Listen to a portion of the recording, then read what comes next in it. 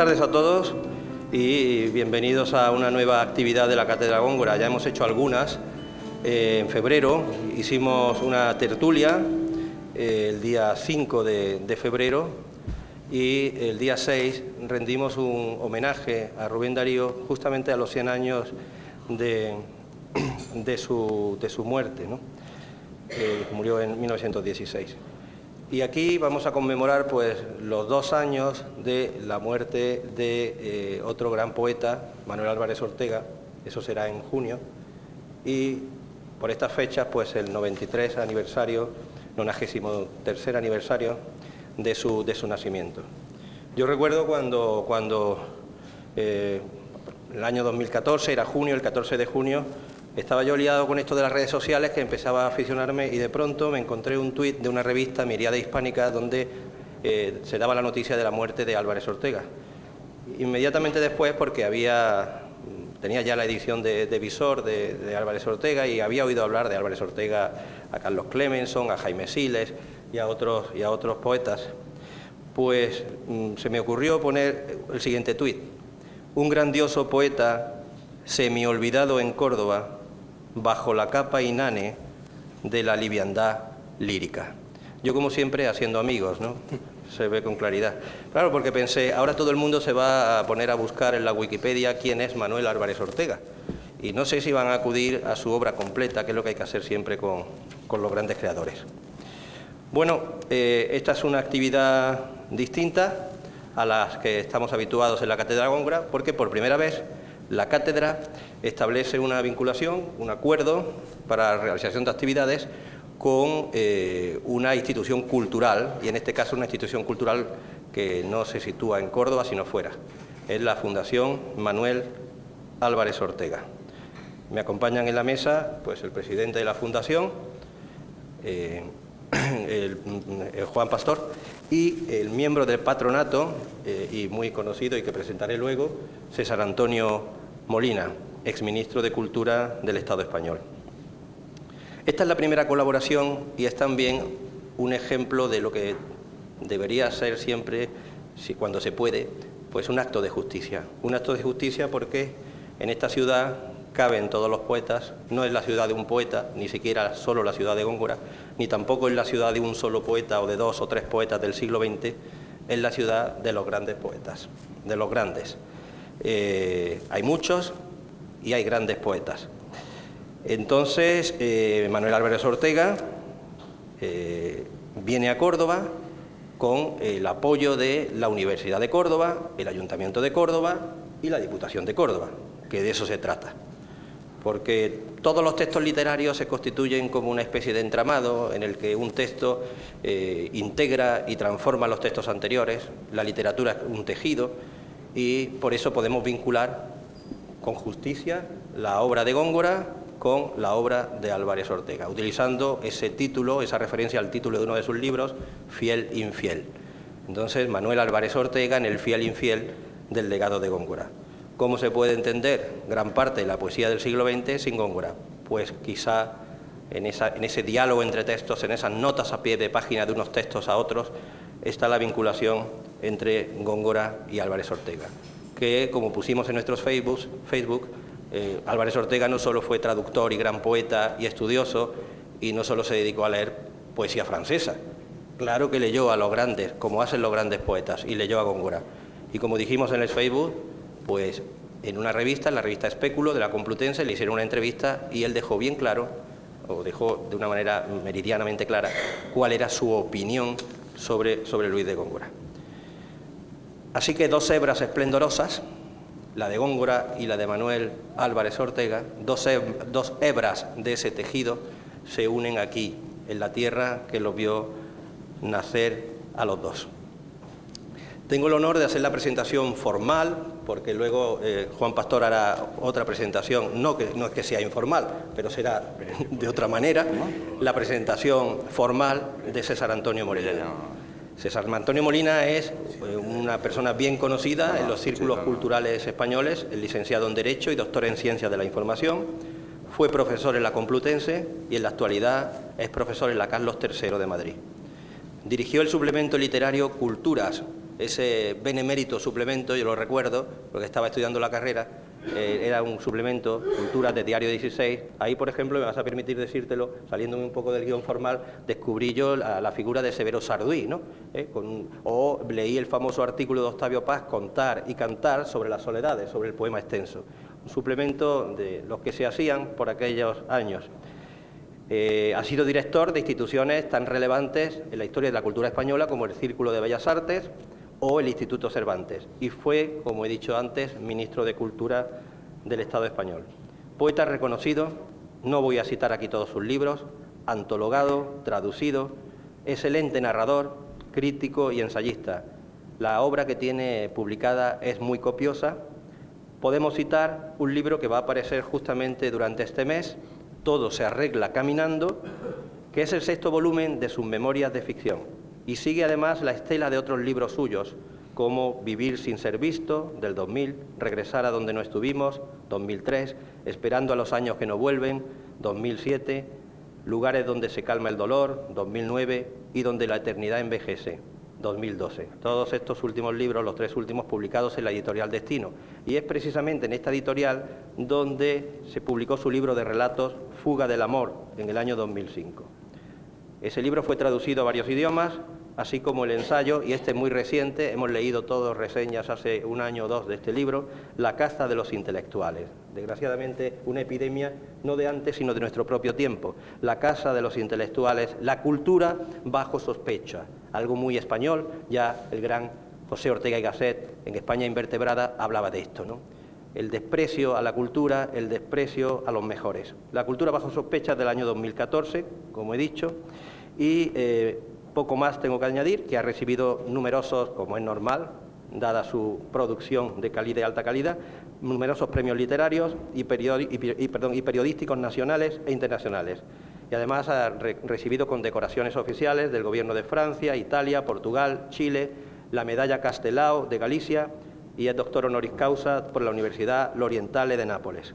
Actualmente es el director de la Casa del Lector en Matadero, Madrid, y quiero cerrar la presentación, más o menos formal, diciendo que yo sé que soy una especie de vicioso de los suplementos culturales, el Cultural, el ABC, el Babelia, a pesar del descenso notable en la calidad de estos suplementos. Yo no sé si esto, no sé, igual no puede decir nada César Antonio sobre esto, pero sí espero con ansiedad, por ejemplo, que en el ABC Cultural cada 15 días o cada 3 semanas aparezca uno de esos reportajes culturales de 2 páginas firmados por César Antonio Molina.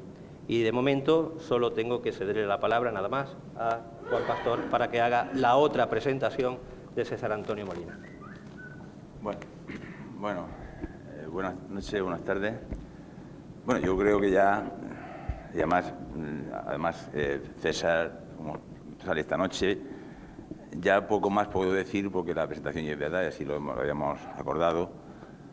La presentación de César ya está hecha y aunque creo que a César no es necesario presentarle porque se conoce ampliamente, se conoce.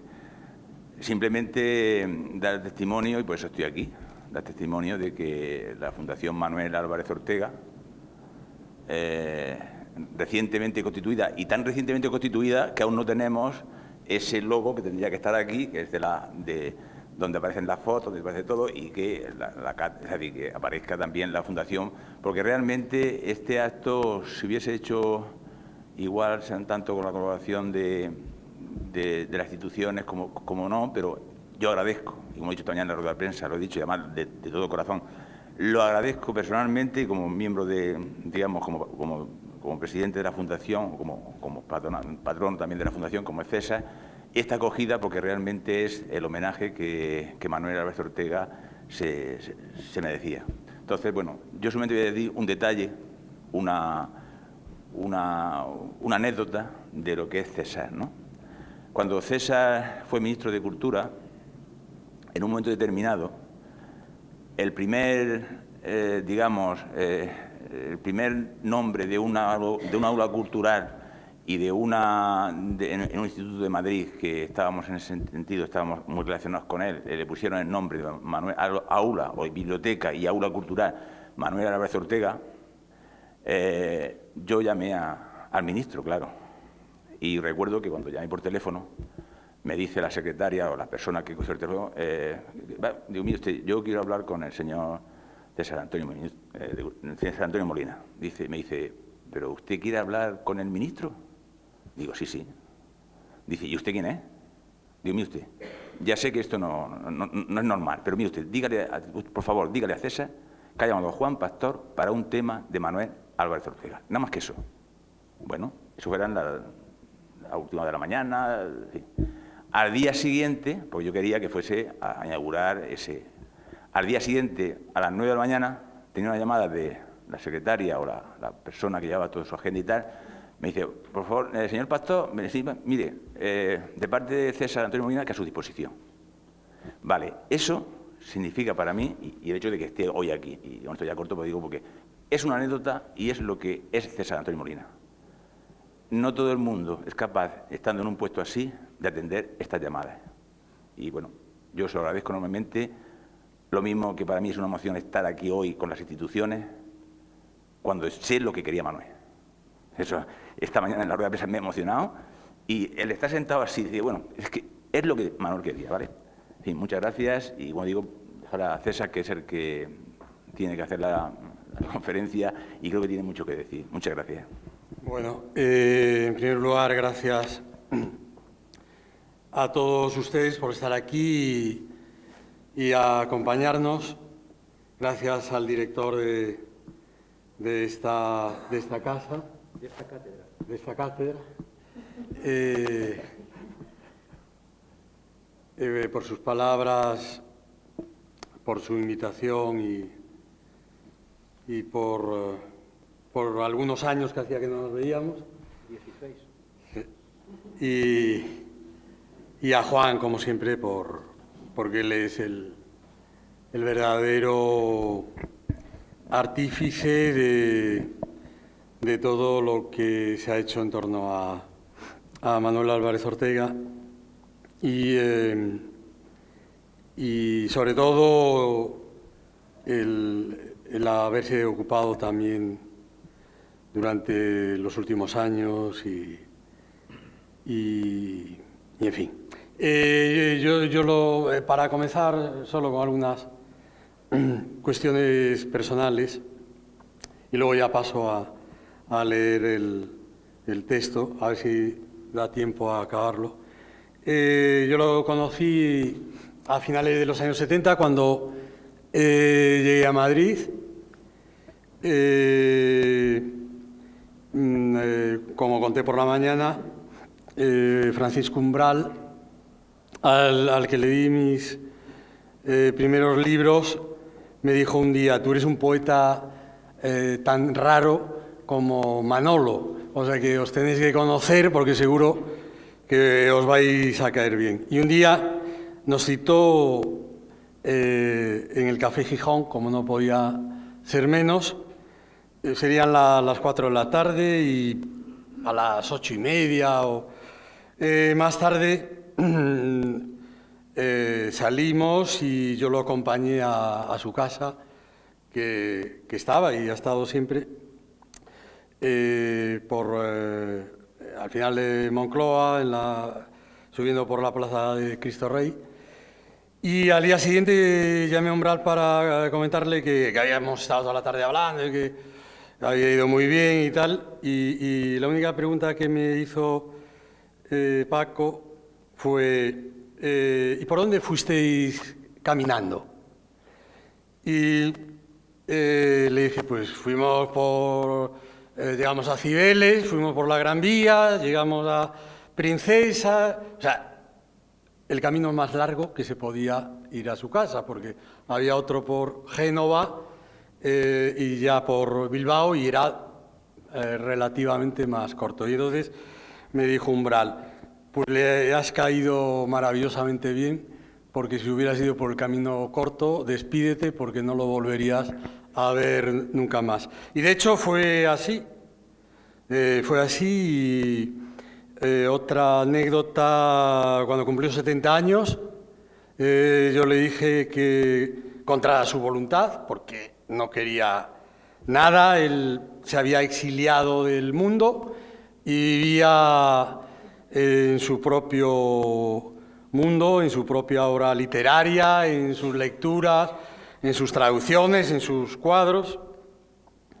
Pero yo me empeñé, y además con la complicidad también de Umbral y de Siles y de Fanny Rubio y de Marcos Barnatán, y yo le dije, mira, lo vamos a hacer, contigo o sin ti, que nos da exactamente igual. Es tal día, a tal hora, en tal sala. Y dijo, bueno, pues hacerlo, pero conmigo no contéis para nada y tal. Entonces llegó la hora, vimos que no venía y Umbral dijo, oye, esto hay que comenzarlo. Comenzamos, cada uno habló, leímos poemas y a la hora apareció. Y fue una sorpresa y hizo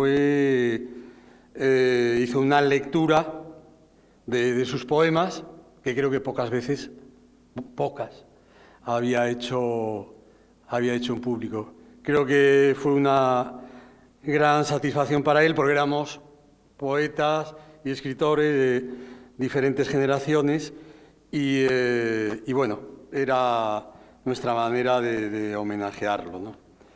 Él era una persona exigente, pero yo toreé de joven a personas muy exigentes.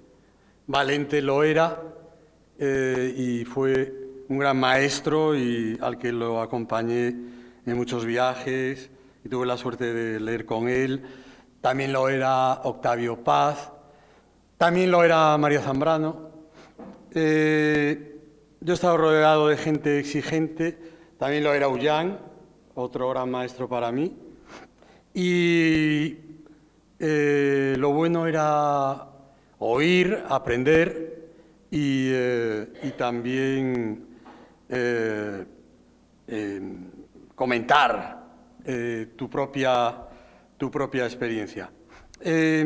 Manolo no tenía compromisos con nadie, entre otras cosas porque él no tenía ningún problema económico. Muchas veces la poesía tiene compromisos porque incluso siendo tan humilde, también algunos poetas viven o se ayudan a vivir de sus conferencias o de sus lecturas. Manolo no necesitaba para nada el dinero, eso te hace muy libre, y no tenía ningún compromiso con nadie más que con aquellas personas que él quería, estimaba, podía hablar, podían ser sus interlocutores. Sabía que lo habían leído. Él también era un buen lector, muy divertido, muy irónico. No podría reproducir aquí muchos comentarios a muchos poetas que él hacía con gran gracejo. Y Córdoba para él era su centro del mundo. Córdoba, París, era su centro y realmente era el afecto que siempre él buscó y que creo que, como decía hoy por la mañana, encontrará. Ojalá lo encuentre. Yo voy a hablar de su poesía a través de algunos de sus libros y tratando de explicar lo que yo entiendo que es su obra, su tiempo, su época. Hay como dos falsos y fáciles mimetismos al encuadrarle y en buscarle sus señas de identidad generacionales. Una primera referente a la insistente inclusión en el grupo Cántico de Córdoba.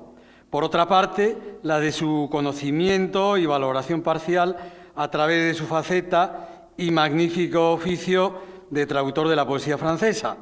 Álvarez Ortega, como él mismo ha reconocido, tuvo gran relación con la revista Cántico y con la mayoría de sus componentes: Ricardo Molina, Pablo García Baena, Julio Aumente, Mario López o Juan Bernier, más allá de su coterraneidad andaluza y cordobesa.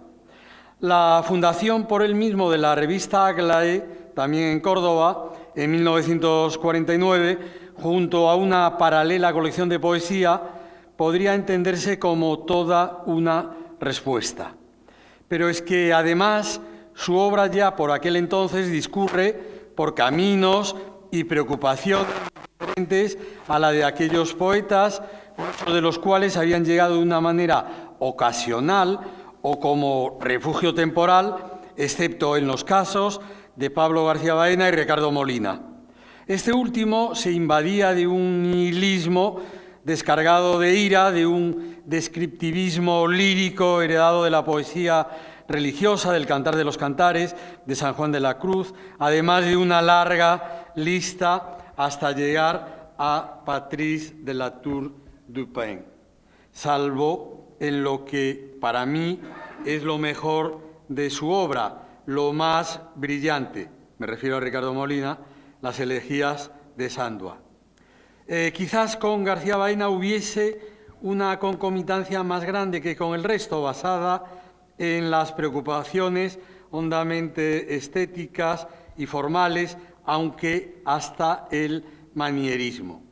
La única característica común que yo observo, eso sí, muy importante, es la de la preocupación, casi en solitario, de este grupo de gentes que, tras la Guerra Civil, intentó recomenzar a construir los cauces para una poesía fuera de los condicionamientos, por un lado, de la recientemente creada poesía oficialista y, por otro, de la extensión preponderante de la poesía social como único combate y arma de lucha en aquellos momentos de total desesperanza.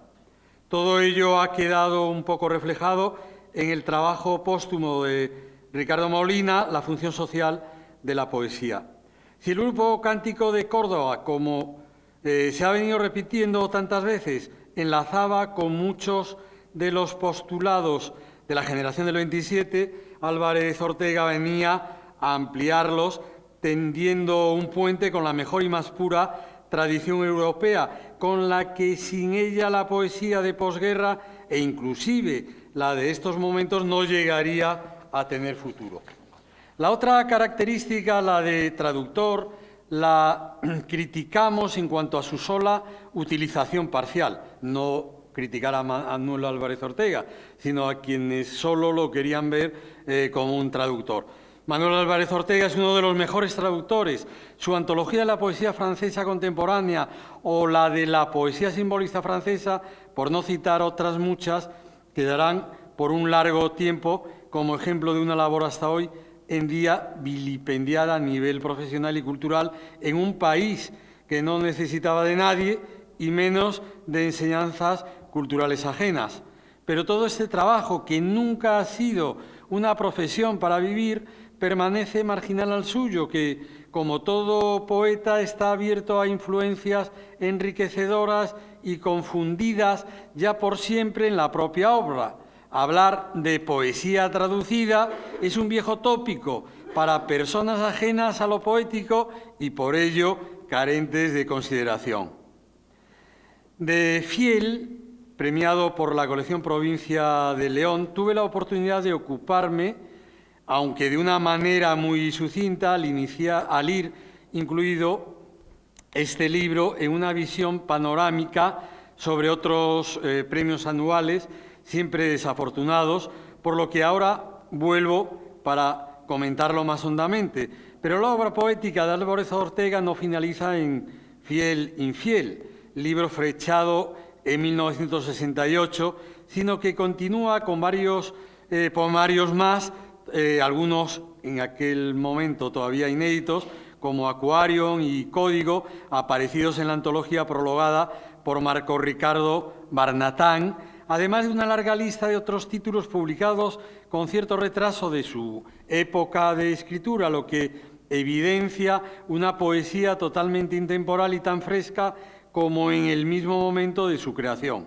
Carpe Diem, aunque escrito con anterioridad, publicado en la misma colección Provincia de León unos años antes, Génesis, La huella de las cosas, su primer libro editado en 1948, pero escrito 8 años antes, al que seguirían otros como Hombre de otro tiempo, Exilio, finalista del Premio Donais de 1964, y un larguísimo etcétera.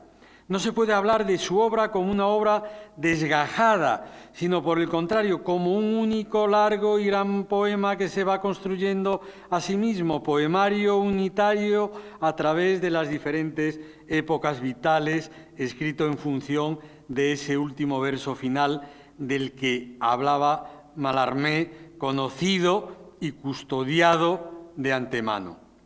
La obra de Manuel Álvarez Ortega es una obra de destierro, no tanto en el sentido actual, ya que sus motivaciones son mucho más profundas. El exilio de un mundo anterior, incluso lo que nosotros entendemos por histórico, el de un paraíso perdido, abandonado, de donde se tomó y captó la idea innata de una felicidad a la que por su ausencia se nota en falta.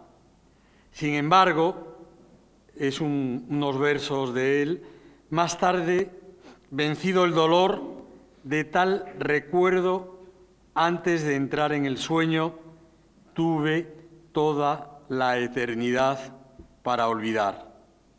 Álvarez Ortega se encuentra perdido, alejado de esa unión con la totalidad de aquel tiempo anterior a la que, como afirmó Bataille, solo podemos acceder en muy raros momentos mediante el amor y la muerte.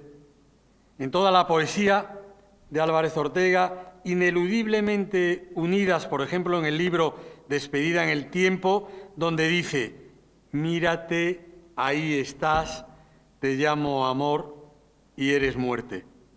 El amor, unidad en esa totalidad muy parcial. La muerte, casi la única equiparable, al destruir, romper los límites del destierro impuesto para entrar en la felicidad recuperada, a la que a veces se espera escuchando jazz. Si no vale un viejo blues esta noche, lejos del paraíso y sus lúcidas vírgenes, grata me fuera la muerte. Poema final de Carpe Diem. El lenguaje, como en Rousseau, citado por Jacques Derrida, al contrario que en Condillac, donde presupone que la sociedad ya está constituida y creada por Dios en el momento de plantearse el problema del lenguaje, de su génesis y de su sistema. Aparece simultáneamente con la sociedad a partir del puro estado de la naturaleza. El lenguaje en Álvarez Ortega así crece como un intento de sustituir y reconstruir ese paraíso en donde, como recuerda Guillermo Carnero, los dioses eran iguales a los hombres. El recuerdo y la nostalgia de un tiempo anterior provocan la utilización casi continua y permanente de la elegía, llevada a sus más grandes límites en Hombre de otro tiempo y Despedida en el tiempo, reiterándose la reflexión del poema sobre el propio acto de creación. Otra constante es la explícita identificación con el sur, con la tierra natal, con su niñez y con todo el entorno físico y paisajístico, en un intento ansioso por volver a este poco de espacio y de tiempo en que ese destierro se acercaba a la etapa vivida y añorada de la felicidad anterior. La niñez, la familia, la casa paterna. Otra de las características agobiantes, muy bien señalada por Barnatán, es la de la metáfora que encubre la realidad y la experiencia metamorfoseada ya en otra realidad y en otra experiencia. En Fiel Infiel Manuel Álvarez Ortega renueva la idea de belleza como único orden posible dentro de un caos necesario y a veces provocado, como prueba la ruptura definitiva y total. La frase de Rimbaud, la idea de belleza se ha vuelto a asentar. Tiene nuevamente una indiscutible puesta en escena. El exilio interior lucha desesperadamente entre esa necesidad de expresión llevada como recompensa íntima a la soledad y al desamparo, dejándose trascender por la propia mímesis del poema en donde él se construye a sí mismo, es su propio mundo reconstruido a base de recuerdos y deseos inconscientemente desprendidos y reencarnados, como en este bellísimo poema titulado Una edad perseguida por la lluvia. No volveré. Pasarán las horas entre surcos y sequías, y ahí te quedarás, ave sola, pico esculpido, cortina de la muerte, recordando una edad perseguida por la lluvia. El lenguaje del que sí les dice es el color por debajo del cual el mundo pasa. El texto, la obra, el poema, se interpreta a sí mismo, dejando al poeta como espectador de él mismo. Ya en otros libros esta dicotomía actuaba, aunque de una forma más inconsciente. En Fiel e Infiel existe una conciencia de pugna entre la propia visión lírica y la épica del poema, arrojándolo fuera de sí mismo, atacándole y contraatacándole para intentar traspasarlo fuera de su mundo cotidiano, de su orden interno, de lo cerrado de ese orbe debatido entre cuerpo, amor y la muerte, ceniza, indisolublemente unidos. Cuerpo o ceniza, somos el germen de todas las mañanas del mundo. Álvarez Ortega ha sentido también el latido de la épica contra el lirismo del yo y los límites que le imponen a la totalidad de la naturaleza con la que pretende unirse en la gran armonía. Y en este roce de ambas tendencias, en estado de competencia, en su propia alternancia, está esa mezcla de placer y goce que nos ha descrito Roland Barthes, en la que se pone en crisis la consistencia de su yo, que es el placer, y la búsqueda de su pérdida en el poema, el goce. Álvarez Ortega devuelve a la razón su función de agresividad y turbulencia para quebrantar al hombre, hacerle perder su seguridad, la presencia de la vida y del universo, poniéndolo en contacto con lo irracional. Sus poemas pueden compararse con la llama de Gastón Bachelard, que conduce a los más diversos dominios de la meditación con su carga de metáforas e imágenes, por lo que se puede indagar en ese absoluto del sueño, realizable o no, que es el poema. ¿Qué pervive en la tierra cuando la pasión ha huido? Y en el aire, como una ola, lejos de la arena, se deshace en otra ola, queda un sonido que nos fue familiar, un olor íntimo, un frío éxtasis. Sobre esta gran pregunta gira Desde otra edad, otro de los libros de poemas de Manuel Álvarez Ortega. La naturaleza marina ha tenido siempre una presencia relevante en la obra del poeta cordobés, unas veces como metamorfosis simbólica de lo humano, paisaje transformado en cuerpo o viceversa, y otras como un gran decorado, una impresionante escenografía a través de la cual un héroe caído, un dios derrotado, cuenta su dolor por la muerte, el amor, el tiempo y el exilio de una patria telúrica. Porque para el poeta, el hombre de otro tiempo fue el dios de un día, ahora en el exilio. La playa, en los libros mencionados, así como en Oficio de los Días, era un espacio sagrado, iniciático, donde se consumaba el amor y, por lo tanto, donde el existir se había alzado, al menos temporalmente, sobre la muerte.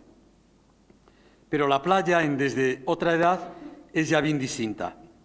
Está desierta por el invierno y cubierta de derelictos, los objetos desparramados de la memoria y el propio cuerpo abandonado a su suerte. El poeta pasea en medio de esa desolación y se refugia en una casa.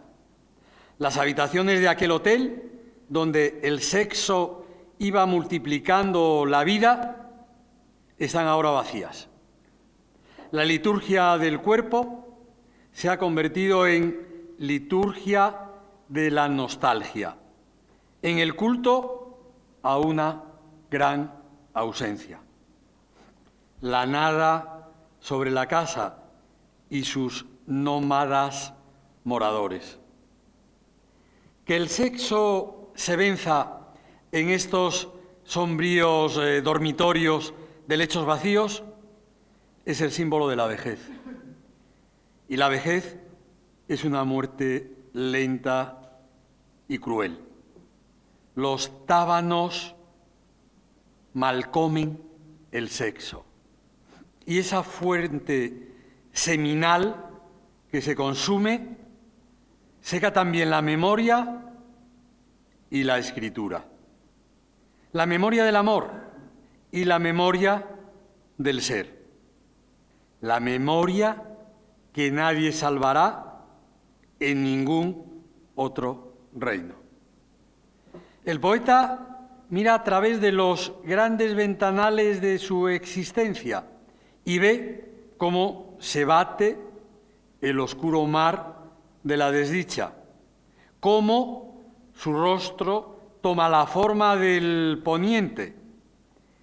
Quien logra vestir su rostro con otro rostro, cómo se desvanece el deseo o en su ancianidad se conforma. Aquellos cuerpos que fueron esplendor en la playa yacen camuflados sobre las arenas en espera de ser materia de la misma. Ah, ¿lo sabes? No hay salvación.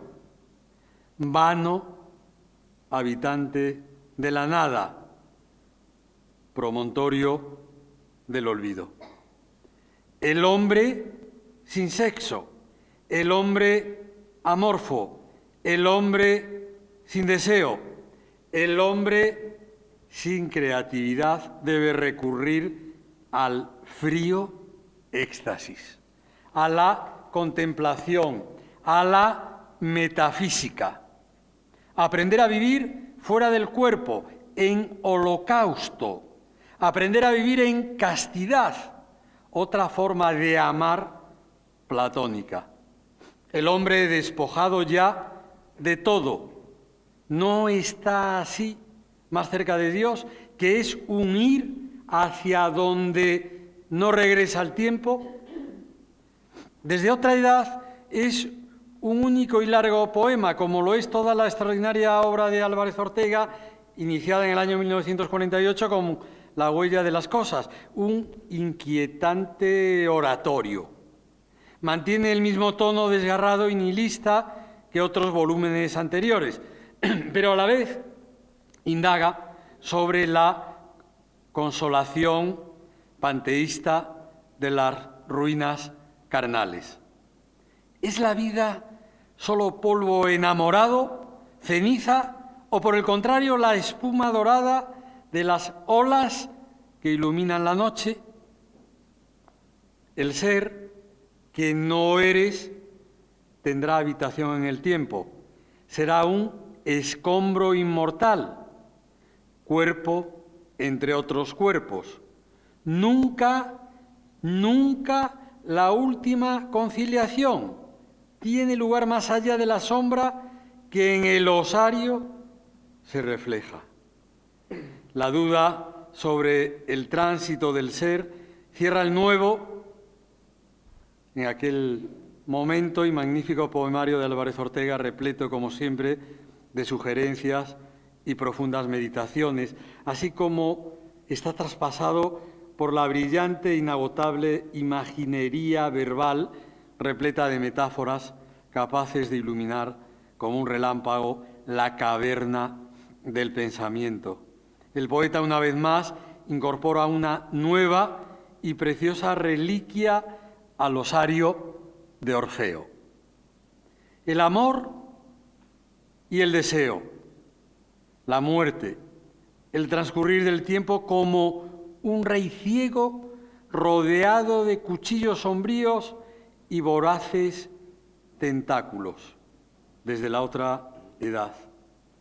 El exilio y destierro del paraíso y de la patria telúrica, el misterio del destino y su aceptación ante la impotencia del hombre para cambiarlo, el desencanto y la amargura sin resentimiento, la aspiración a la divinidad tras la caída de los hombres dioses, y la reflexión sobre la escritura y el poema como objeto vivo son algunos de los asuntos que Manuel Álvarez Ortega ha ido tratando en su abundante bibliografía, que abarca títulos tan significativos para la historia de la poesía española de la última mitad del siglo XX, tales como La huella de las cosas, Clamor de todo espacio, Hombre de otro tiempo, Exilio, Dios de un día y tiempo en el sur, Invención de la muerte, Despedida en el tiempo, Oscura memoria, Oficio de los días y Reino memorable, Carpe diem,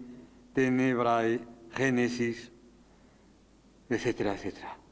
Álvarez Ortega ha condensado en su obra la experiencia gongorina, el simbolismo y el surrealismo. A él también se le debe magníficas versiones de poetas franceses de estas y otras tendencias. Lo épico y el intimismo existencial de estirpe sartreana.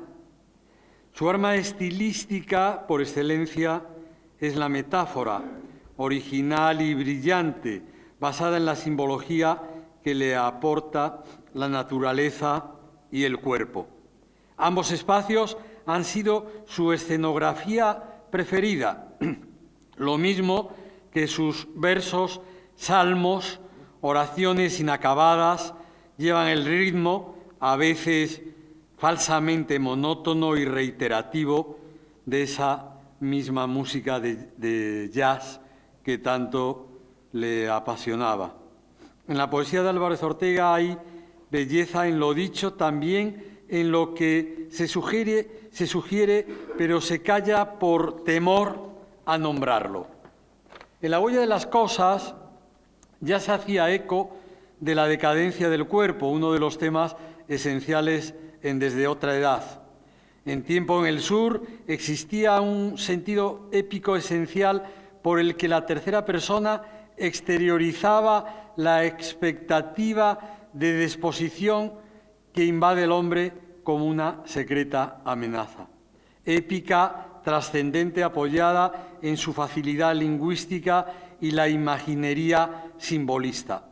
Paraíso perdido, paso del tiempo, invención de la muerte, partiendo de la historia del hermano muerto en la guerra civil, era una elegía por toda la humanidad. Pensaba que la vida no era esto, pájaros negros volando encima de las ciudades tranquilas. Libro desesperanzado, autobiográfico y con una carga sentimental alejada del resto de su obra. Despedida en el tiempo, como tantos otros volúmenes suyos, era un solo y largo poema, una reconstrucción del amor vivido y acabado, más allá de la nostalgia. Abundaban las metáforas, las imágenes neorrománticas e irracionalistas y un lenguaje trabajado. Era magistral el diálogo y contrapunto amoroso establecido entre pasado y presente. Ese contrapunto, esta vez entre la realidad cotidiana y la irrealidad fantástica, retorna en Oscura Marea, donde dice: de noche y de nostalgia está hecho el amor. La muerte de la madre influye en la desdicha y el dolor manifestados en los secretos recuerdos. Exilio es el acatamiento del destierro del paraíso, de otro tiempo feliz, del amor en plenitud, del instante que no se detiene. Incluso este exilio es de la palabra, del lenguaje común a través del cual se comunicaban todos los seres con la naturaleza. Porque tú no eres sino lo que el tiempo devuelve, un sonido de otra edad, el tacto de una piel que oscurece en otro rostro, la claridad de un patio. En Oficio de los Días, que también abarca Reino Memorable, hay un tono lírico intimista semejante a lo elegíaco. Tiempo, amor, muerte. El poeta indaga en las cosas hasta descubrir la razón de cada una. Es quizás la primera manifestación de cierta metafísica y onirismo. El sentido de ambos libros se encuentra en el verso que dice: la muerte de la cual hemos nacido. El jazz, las muchachas, el vivir el día como un infinito fin es el asunto clásico de Carpe Diem.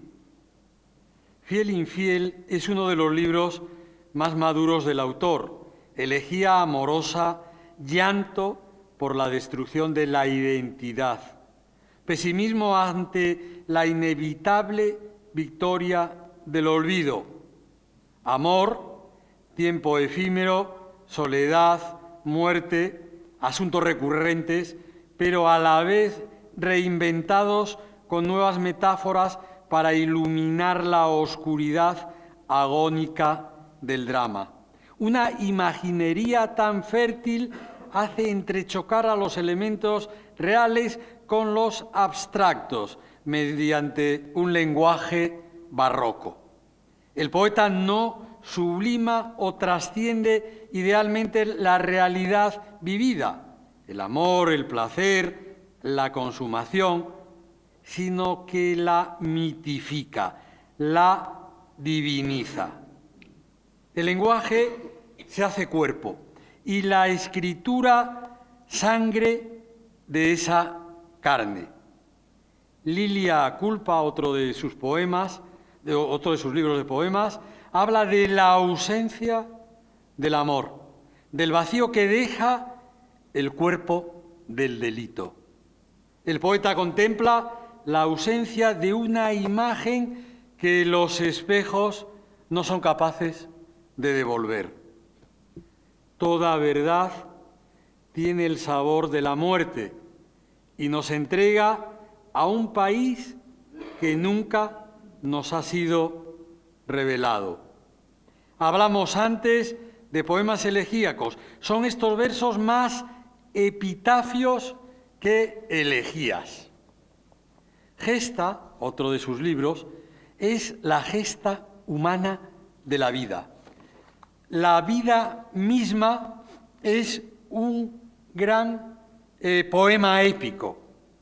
Sobrevivir al fuego de la carne, a la aventura del existir humano lleno de cuerpos hermosos que el tiempo degrada y convierte en obscenos. La carnalidad es un don y un castigo, un alba y un ocaso.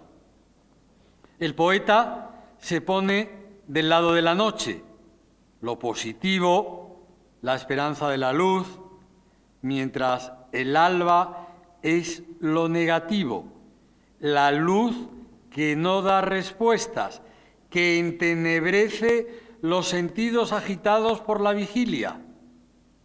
Esplendor y ceniza, lujuria y castidad, paraíso e infierno, deslumbramiento y tinieblas, esperanza e ignorancia, memoria y olvido.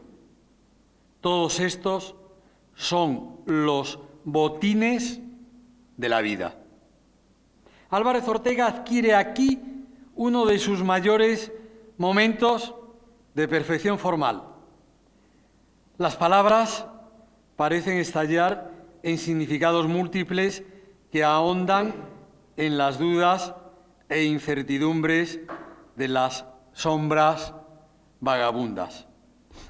Código, otro de sus libros de poemas, es un poemario emparentado con Carpe Diem y escrito en el sur. La única patria posible es el lenguaje. El único mundo vivible es la escritura. El poeta crea sus propias fronteras, mezcla el material guardado en el inconsciente de su memoria colectiva con el otro que desearía imaginarse.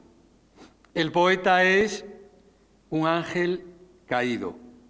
Utilizando la simbología religiosa, el autor reconstruye el templo y los símbolos sagrados que lo restituirán a su origen.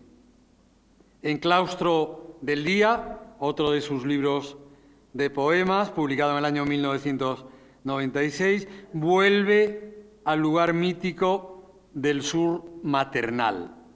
Repudia el presente y desea regresar al tiempo de la memoria. El poeta demuestra tal ansia de verdad que se contrapone a su nihilismo. El poema es como un viaje sin origen y sin destino. Intratexto, otro de sus libros, son prosas de carácter poético ensayístico. Narra el enfrentamiento con la página en blanco, un predio baldío en donde vive el exilio del mundo. Ara la página y siembra los pensamientos de los cuales nacerán frutos marchitos. Porque la pluma, al escribir más allá de los signos, alza un muro que nos aísla del mundo, crea una heredad en donde somos habitante único. El poeta ensaya a explicarnos lo que para él es la realidad, lo que para él es la experiencia. El poema, la imagen, complicidad de un desarraigo entre los sentidos y las sensaciones. Sus propósitos, el alma del verso. En intratexto, Manuel Álvarez Ortega confiesa que la poesía va más allá de todo entendimiento, se posesiona de todo espacio, habitada o no por la razón. La poesía excede a las palabras, excede a los signos, ni siquiera el conocimiento que persigue le es suficiente. Hay que aprender ese algo que antes pudo tener razón de ser y no fue, y que ahora, desde su todavía ausencia, pide existir, hacerse cuerpo.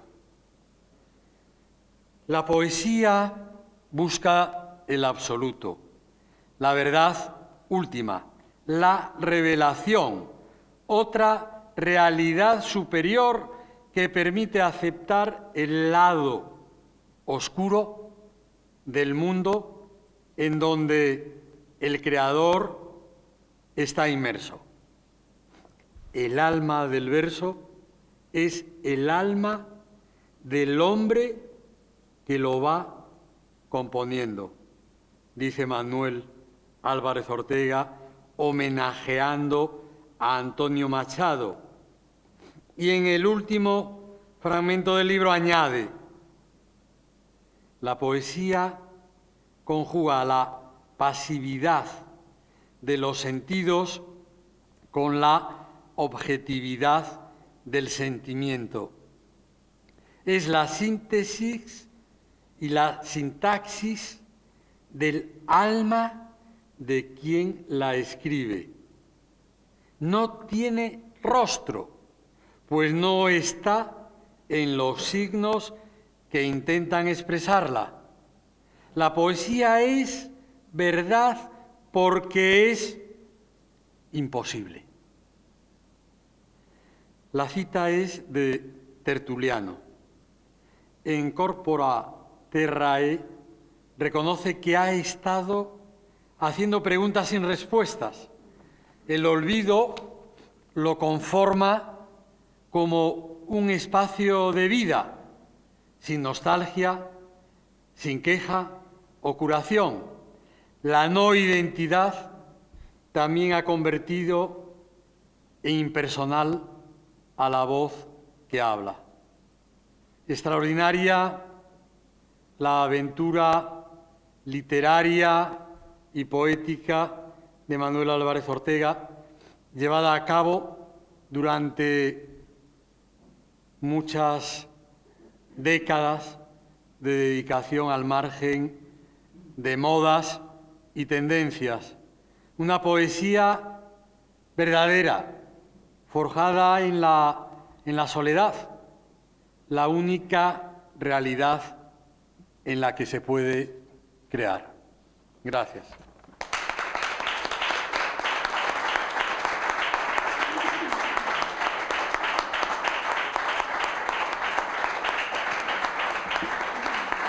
Gracias, gracias.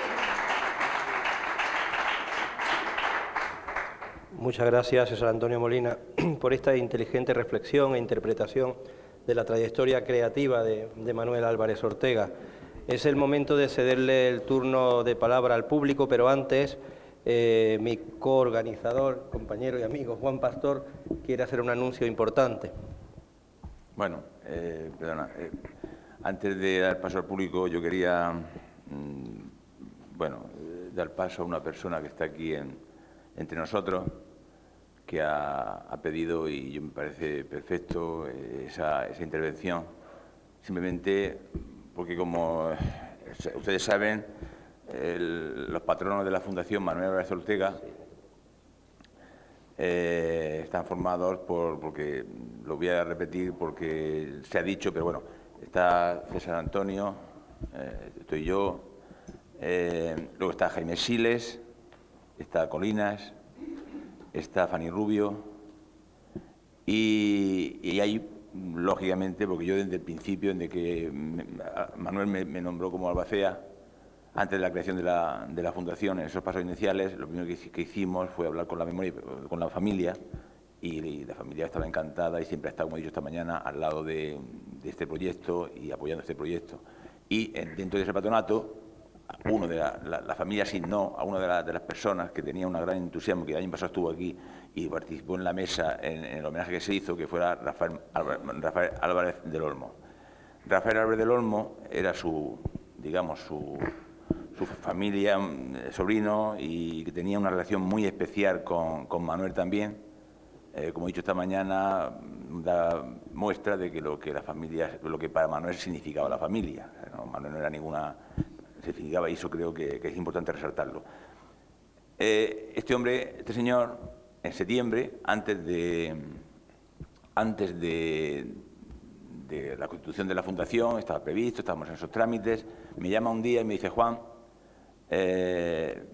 Yo tengo, no sé si llegaré a la constitución de la fundación, pero no te preocupes que yo ya he dejado a uno de mis hijos, le he dado un poder para que firme mi nombre. Bueno, pues Rafael murió hace unas semanas y yo sé lo que para esto significaría para él en este momento, ¿no?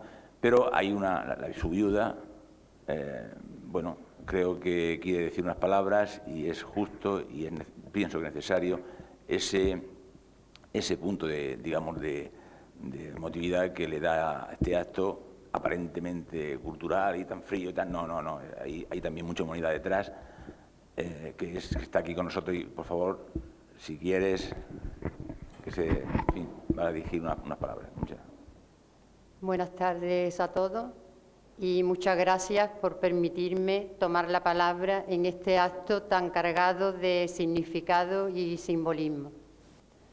Soy Miriam Luya de Salín y mi presencia aquí está justificada porque mi marido, Rafael Álvarez del Olmo, en el acto de homenaje y recuerdo que tuvo lugar el día 13 de noviembre de 2014, aquí en Córdoba, y en este mismo lugar, él hablaba de la ausencia de la familia y decía que no estaba porque prácticamente no existía. Hacía referencia a los que quedaban. Una hermana en Córdoba, hoy ya con 90 años, y 3 sobrinos en Murcia, uno de ellos María Pilar, que también participó en los actos de celebración celebrados que hubo en Madrid. El pasado día 4 de febrero, su sobrino, Rafael, mi marido, falleció, por lo que su familia se ha vuelto a reducir. Yo solo quiero agradecer en su nombre a todos los que han participado en el inicio e inauguración de las actividades de la Fundación Manuel Álvarez Ortega y a quienes han hecho posible que la voluntad de su tío sea ya una realidad. Sé lo feliz que Rafael se sentiría participando de este y otros futuros eventos, pero de alguna manera él está también con nosotros. Ahora su lugar lo ocupará mi hijo Alejandro, siguiendo la voluntad de su padre. Él hoy no puede estar aquí por motivos de trabajo, pero se incorporará mañana a la jornada. Muchas gracias a todos.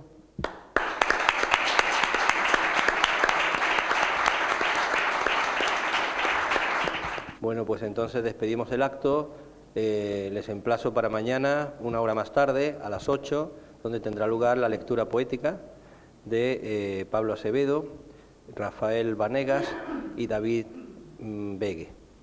Eso será a las 8, estarán presentados por Juan Peregrina, moderados, no sé si moderados, pero presentados por Juan Peregrina. Muchas gracias a todos, nos vemos mañana dentro de poco, 23 horas o así. Gracias.